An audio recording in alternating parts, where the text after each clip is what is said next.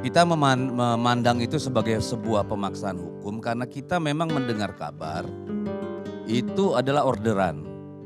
Jadi ini bukan tentang persoalan pribadi loh. Ini soal bagaimana proses penegakan hukum dan bagaimana politik kekuasaan memainkan hukum di negeri kita hari-hari belakangan ini.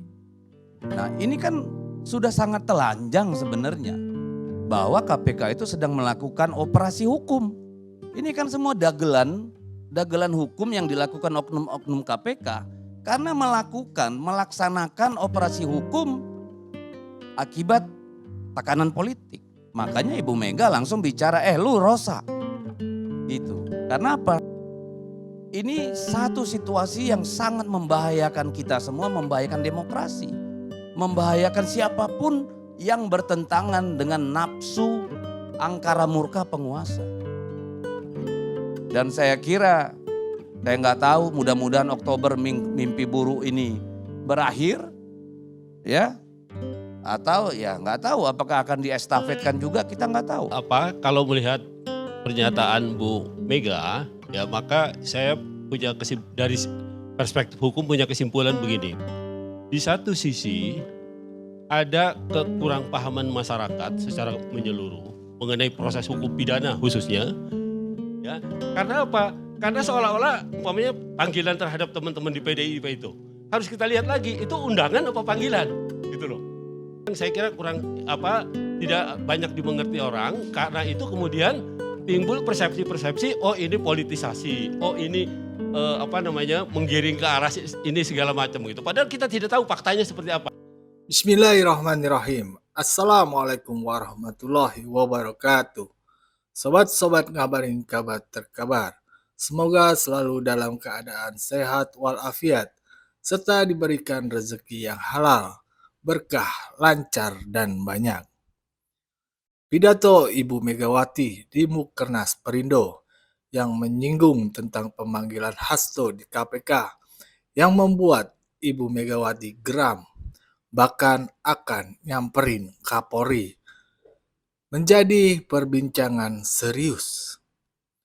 Politisi PDIP Deddy Sitorus menjelaskan maksud dari perkataan Ibu Megawati. Sementara itu, pakar hukum mempunyai pandangan yang berbeda. Bagaimana dialognya di Indonesian Lawyer Club yang dipimpin oleh Karni Ilyas? Mari kita simak bersama videonya. Let's go. Silakan. Ya, emang menarik ya, bagian kecil dari pidato panjang Ibu Mega sebagai narasumber di acara Perindo itu. Karena sebenarnya Bu Mega berbicara tentang banyak sekali hal. Ya, mulai dari soal Pancasila, mulai soal kedaulatan pangan, mulai soal bagaimana konstitusi, dan seterusnya. Tetapi memang yang menarik tentu lagi-lagi pernyataan Ibu Mega tentang proses hukum yang sedang dipaksakan kepada Sekjen PDI Perjuangan, Mas Hasto Kristianto. Kita memandang itu sebagai sebuah pemaksaan hukum karena kita memang mendengar kabar itu adalah orderan. Orderan dari katakanlah dari kalangan istana kepada para petinggi penegak hukum yang diteruskan melalui agennya di KPK. Itu informasi yang kita terima. Dan setelah kita telisik semua kejadian terkait atau katakanlah logika hukum, bukti-bukti terkait dengan perkara ini, memang sangat kental, sangat kentara, sangat telanjang upaya pemaksaannya. Kalau kita ingat, awal pemanggilan Mas Hasto itu kan KPK beralasan ada bukti baru terkait kasus Harun Masiku. Sehingga dengan demikian Sekjen Hasto Kristianto dipanggil ke KPK. Jadi ini bukan tentang persoalan pribadi loh. Ini soal bagaimana proses penegakan hukum dan bagaimana politik kekuasaan memainkan hukum di negeri kita hari-hari belakangan ini. Pada saat itu dikatakan Mas Hasto akan diminta keterangan karena adanya bukti-bukti baru yang ditemukan oleh KPK. Yang terjadi, beliau diajak ngobrol kurang lebih 1 jam, ditanya seperti riwayat hidup, lalu ditinggalkan berjam-jam di ruangan tanpa dilakukan apapun. Malah yang terjadi adalah oknum KPK yang tadi itu yang bernama Rosa itu ya pergi membohongi ajudannya Mas Hasto, bilang dipanggil Bapak ke atas. Ya. Jadi dan dia bukan subjek hukum pada hari itu karena tidak dipanggil. Diajak ke atas, digeledah, di BAP. Jadi di situ KPK sebenarnya sudah menabrak hukum acaranya sendiri. Dan disita Ya, dan teleponnya. disita HP-nya yang tidak terkait dengan pokok perkara yang tanda kutip disangkakan pada Mas Hasto. Nah, ini kan sudah sangat telanjang sebenarnya bahwa KPK itu sedang melakukan operasi hukum. Oknum-oknum KPK ini sedang melakukan operasi hukum terhadap Sekjen PDI Perjuangan. Makanya waktu itu Bang Saud Situmorang di kursi ini mengatakan bahwa KPK itu di remote, artinya dikendalikan dari luar. Ya toh? Dan sampai hari ini kan tidak ada pemanggilan lanjutan kepada Mas Hasto. Tetapi kita mendengar mereka sedang berupaya memaksakan pasal obstruction of justice kepada Mas Hasto. Kepada Sekjen PDI Perjuangan, saya tidak akan menyebut lagi Mas Hasto, tapi Sekjen PDI Perjuangan. Karena ini adalah serangan terhadap institusi, bukan pribadi. Ya, jadi di situ kita melihatnya. Apa urusannya Sekjen PDI Perjuangan dengan kasus penyuapan terhadap Wahyu? Tidak ada. Mengapa saya katakan tidak ada? Di dalam BAP tersangka tidak ada, para tersangka yang kemudian sudah divonis dan sudah bebas. Lalu di dalam fakta persidangan juga tidak ada. Itu sama sekali tidak ada. Bahkan yang ada dalam BAP yang namanya Saiful Bahri itu, ada pernyataan dari Sekjen itu langsung, jangan coba-coba ada urusannya dengan uang. Kan begitu, itu jelas dan tegas. Dan di fakta persidangan sudah disebutkan tidak ada. Tetapi kan kemudian KPK ini melebar kemana-mana. Periksa namanya istri Doni Istiqomah yang merupakan pada saat itu adalah pengacara PDI Perjuangan untuk melakukan atau meminta fatwa MA terkait pengusulan distribusi suara kepada caleg tertentu karena ada caleg yang suaranya besar kemudian meninggal dunia kan itu. Nah, tetapi setelah sekian tahun ini tidak ada apa-apa. Doni ini tidak pernah diproses hukum, sekarang diperiksa lagi dan kayaknya sudah dikatakan akan masuk penjara kalau tidak mau mengubah BAP, kalau tidak mau kooperatif ya. Dan dia di dalam podcastnya Akbar Faisal sudah bilang saya siap di penjara karena partai tidak ada urusannya dengan Harun Masiku. Karena persoalan Harun Masiku adalah komisioner KPU meminta uang kepada orang yang mengurus Harun Masiku untuk memudahkan dia ya melaksanakan fatwa MA soal distribusi suara kepada caleg. Jadi itu yang terjadi. Lalu KPK ini melebar lagi kemana-mana. Melebar ke istrinya tersangka yang sudah diadili dan sudah keluar dari penjara. Urusannya apa? Kan gitu nih. Diperiksa lagi Wahyu kembali. Diperiksa lagi entah siapa lagi. Bahkan mencekal ajudannya Mas Hasto yang mungkin bahkan gak punya paspor. Gak pernah mimpi ke luar negeri. Yang uang di dalam rekening banknya juga cuma 400 ribu, 700 ribu. Ini kan semua dagelan hukum yang dilakukan oknum-oknum KPK karena melaksanakan operasi hukum akibat tekanan politik. Dan yang kami dengar oknum ini selalu mengaku saya di backup langsung oleh sono. Maksudnya dari Mabes Polri. Sehingga dia merasa kuasa melakukan apapun. Jadi ini karena apa? Karena orang itu mengaku bahwa dia mendapat order langsung. Makanya Ibu Mega langsung bicara, lu Rosa. Gitu. Karena apa? Semua komisioner KPK yang kita tahu mengatakan, oh tidak. Ya, tidak ada urusan gitu. Jadi ini memang satu operasi khusus kalau menurut saya yang dirancang sebagai sebuah anarkisme kekuasaan terhadap hukum. Jadi bukan hal yang mengherankan ketika kemudian Ibu Mega sebagai seorang ketua umum partai, sebagai orang mantan presiden, sebagai orang yang ikut mendirikan KPK, merasa tidak nyaman atau katakanlah merasa tersakiti. Dan saya kira bukan hanya Ibu Mega atau kami saja yang meragukan KPK hari-hari ini. Saud Situmorang mantan komisioner sendiri bilang ini di remote. Ya. Lalu Alex Parwata bilang ini tidak ada independensi. Bahkan ketua KPK sekarang, pejabat mengatakan tidak mau lagi nyalon di KPK. Karena bagi dia, ya mungkin kesimpulannya udah nggak ada gunanya kira-kira gitu kan. Dan kemarin survei juga menunjukkan 61% lebih rakyat Indonesia tidak percaya lagi pada KPK. Jadi ini satu situasi yang sangat membahayakan kita semua, membahayakan demokrasi. Membahayakan siapapun yang bertentangan dengan nafsu angkara murka penguasa. Dan ini bahaya untuk peradaban kita. Itu kenapa Ibu Mega mau merendahkan diri menyebut nama itu orang. Rosa. Ya. Jadi itu Bang Karni kasusnya. Dan terus terang sampai hari ini kami mendengar ya namanya mendengar. Itu ada 18 orang lebih kepala daerah dan anggota DPR RI PD Perjuangan yang ditarget untuk operasi ini.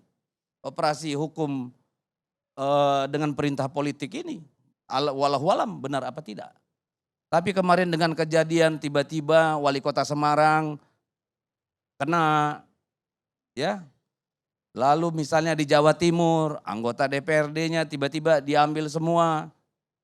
Gubernurnya nggak disentuh, ya padahal kan namanya korupsi itu kan pasti eksekutif legislatif kalau dia hibah misalnya. Lalu kader-kader yang lain langsung digerebek lagi di rumahnya, ya ada beberapa orang, ya kita nggak akan tahu sampai kapan ini, mungkin sampai Oktober atau kemudian ini duplikasi menjadi sebuah kelaziman. Karena pada hari ini Republik kita ini sudah menjadi republik of fear. Republik ketakutan. Jangankan rakyat biasa. Pimpinan-pimpinan partai politik, elit-elit di negeri ini semuanya bungkam ketika harus berhadapan dengan kekuasaan.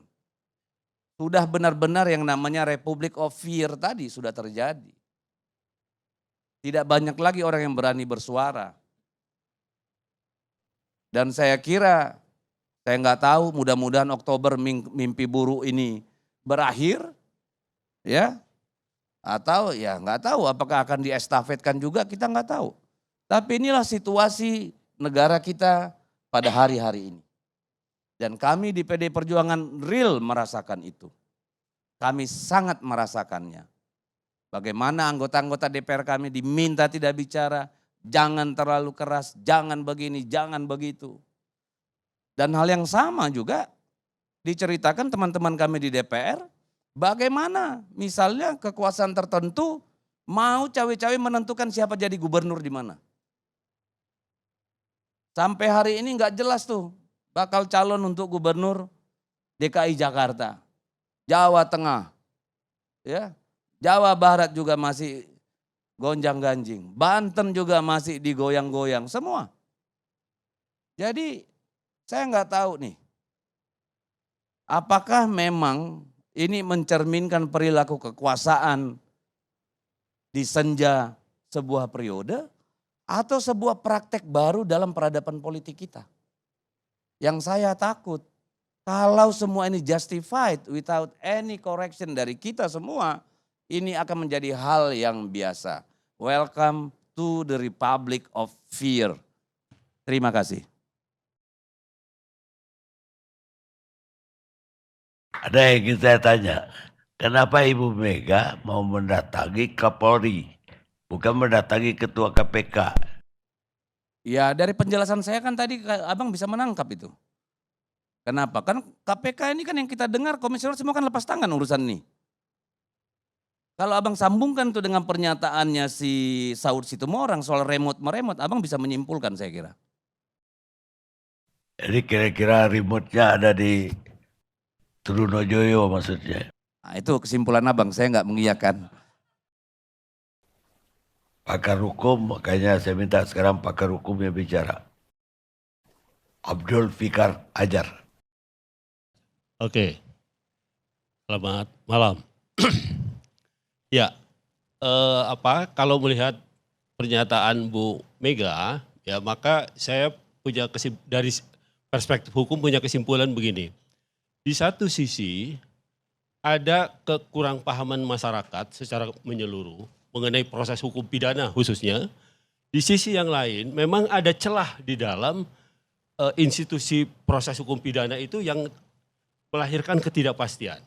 Saya ingin bicara begini. Yang pertama, di dalam proses peradilan pidana itu dikenal ada yang namanya penyelidikan dan penyidikan. Nah, bedanya adalah ketika penyelidikan itu belum pro justisia, belum proses hukum yang sesungguhnya sebenarnya. Karena menurut KUHP penyelidikan itu adalah tindakan penyelidik untuk menemukan satu peristiwa hukum pidana. Peristiwa hukum pidana itu bisa lahir karena 4 hal. Yang pertama ada laporan, ada pengaduan, tertangkap tangan, atau pengembangan. Nah, itu bisa dari 4 hal itu bisa melahirkan satu peristiwa pidana. Maka dilakukanlah penyelidikan. Betul tidak peristiwa yang dilaporkan oleh, yang diadukan oleh seseorang? Itu yang disebut dengan penyelidikan. Nah, penyelidikan ini karena itu dia tidak punya konsekuensi yuridis. Artinya yang digunakan di situ orang bukan dipanggil, tapi diundang. Nah, kalau diundang itu kan tidak ada konsekuensi yuridisnya. Artinya boleh datang, boleh enggak. Diundang makan, boleh datang, boleh enggak gitu. Tapi ketika peristiwa pidana itu ditemukan, ditingkatkan menjadi penyidikan, maka dia menjadi proses hukum. Lahirlah itu yang namanya panggilan. Kalau orang dipanggil 2 kali nggak mau datang, dipaksa supaya datang. Nah, pengertian ini yang menurut saya di masyarakat itu kurang diresapi gitu, kurang diketahui. Ya, karena apa? Karena seolah-olah umpamanya panggilan terhadap teman-teman di PDIP itu harus kita lihat lagi itu undangan apa panggilan, gitu loh. Kalau undangan artinya tidak punya konsekuensi, tidak didatangi juga tidak apa-apa. Kalau undangan, namanya undangan, diundang makan kita nggak usah datang juga, oh itu cuma undangan. Tapi kalau panggilan itu sudah memaksa. Nah, pengertian ini yang saya kira tidak banyak dimengerti orang, karena itu kemudian timbul persepsi-persepsi, oh ini politisasi, oh ini menggiring ke arah ini segala macam gitu. Padahal kita tidak tahu faktanya seperti apa. Nah, itu satu. Yang kedua, itu tadi saya bilang, kalau penyidikan itu ada puncaknya. Ya, artinya gini, kalau penyidikan itu sudah mendengarkan saksi, ahli, surat dan segala macam, kalau tidak ditemukan buktinya kurang atau ternyata peristiwanya adalah peristiwa perdata, maka di ujungnya adalah SP3. Nah, SP3 pasti semua udah tahu, surat perintah penghentian penyidikan. Itu ada ujungnya gitu, artinya dihentikan. Tapi kalau memang ada buktinya, lanjutkan ke pengadilan, lanjutkan ke kejaksaan dan ke pengadilan. Nah, itu yang kadang-kadang orang tidak mengerti. Nah, sedangkan di penyelidikan itu tidak ada ujungnya. Nah, ini yang saya bilang proses pidana juga ada ketidakpastian hukum. Sampai kapan orang diselidiki? Di situ tidak ada batasannya, gitu. Ya, orang diundang. Nah, karena orang tidak mengerti beda antara undangan dengan panggilan, maka ketika diundang KPK atau diundang polisi, mereka takut semua. Harus datang gitu. Padahal sebenarnya undangan itu tidak punya konsekuensi yuridis. Namanya undangan gitu. Diundang makan kita tidak datang juga tidak didenda atau tidak dihukum gitu. Nah, itu yang saya kira harus diperhatikan lagi. Nah, karena itu saya menyarankan pada teman-teman yang di partai politik khususnya di PDI umpamanya dilihat lagi ya ketika diterima surat itu undangan apa panggilan gitu ya. Kalau undangan ya itu bisa maksud saya bukan dicuekin, maksud saya tidak dihadirin pun tidak ada konsekuensi yuridis apapun. Tapi kalau panggilan bisa dipaksa ya, kalau 2 kali dipanggil gak datang dipanggil paksa diangkut. Nah, itu saya kira saya melihatnya dari situ Bang Karni. Jadi ada di satu sisi kekurang pahaman masyarakat, di sisi yang lain memang mestinya ada pembatasan undangan untuk penyelidikan itu. Jadi artinya tidak seenaknya penegak hukum itu mengundang orang gitu ya. Padahal tidak ada ujungnya. Nah, di situ bisa terjadi politisasi. Di situ bisa jadi ada muatan politiknya gitu. Ya, penegak hukum terbuka kemungkinan untuk digunakan untuk tujuan-tujuan yang bukan penegakan hukum. Di lembaga penyelidikan itu tadi, ya. Karena undangan penyelidikan tidak dibatasi waktunya. Kapanpun orang bisa diundang gitu. Itu yang pendapat saya seperti itu sementara, Bang Erni. Ya, tapi yang terjadi dengan Asto ini kan sampai handphone jadi disita. Bahkan handphone ajudannya disita juga. Jadi ini bukan penyelidikan lagi. Udah masuk ke penyidikan. Itu yang bikin Bu Mega marah. Oke, itu bisa disimpulkan sebagai penyidikan berarti. Nah, hukum acara pidana kita juga memberi keseimbangan. Ada lembaga yang namanya pra-peradilan gitu ya. Nah, jadi bisa diperadilankan apakah semua upaya paksa bisa diperadilankan. Bahkan kalau menurut KUHP kan cuma 4. Penangkapan, penahanan, penggeledahan, penyitaan. Tapi kemudian ditambah penetapan tersangka. Jadi 5 tuh sekarang ya. Objek pra-peradilan itu jadi 5. Jadi ketika orang ditangkap, ketika orang ditahan, ketika orang rumahnya digeledah atau disita barangnya atau ditetapkan sebagai tersangka, bisa diimbangi dengan melawan dalam tanda kutip upaya hukum pra-peradilan. Kalau pra-peradilan itu menyatakan bahwa seluruh upaya paksa yang dilakukan itu tidak sah, nah itu boleh punya pikiran, oh ini pasti politisasi gitu. Karena dilakukan serampangan sehingga menjadi tidak sah gitu. Semua upaya paksa yang dilakukan menjadi tidak sah. Tapi itu harus lewat itu tadi, lembaga pra-peradilan itu tadi. Nah, tapi kalau pra-peradilannya menolak, ya itu artinya memang ada proses hukum. Begitu, Bang. Jadi harusnya dari pihak PDIP atau Bu Mega lah memberitakan Asto untuk pra-peradilan. Betul, kalau saya harus ditempuh upaya hukum itu, dilawan gitu. Supaya tidak timbul persepsi bahwa ini main-main atau main-main atau ini serius gitu. Ya, memang betul ada bukti permulaan yang cukup gitu yang digunakan oleh KPK. Ya, begitulah sobat-sobat ngabarin kabar terkabar. Kedua tokoh bicara menafsirkan apa yang dikatakan Ibu Mega saat berpidato di Mukernas Partai Perindo terkait Hasto, pemanggilan Sekjen PDIP Hasto Kristianto. Bagaimana jika menurut Anda? Kita serahkan ke hati masing-masing atau pikiran pandangan secara jernih. Wassalamualaikum warahmatullahi wabarakatuh.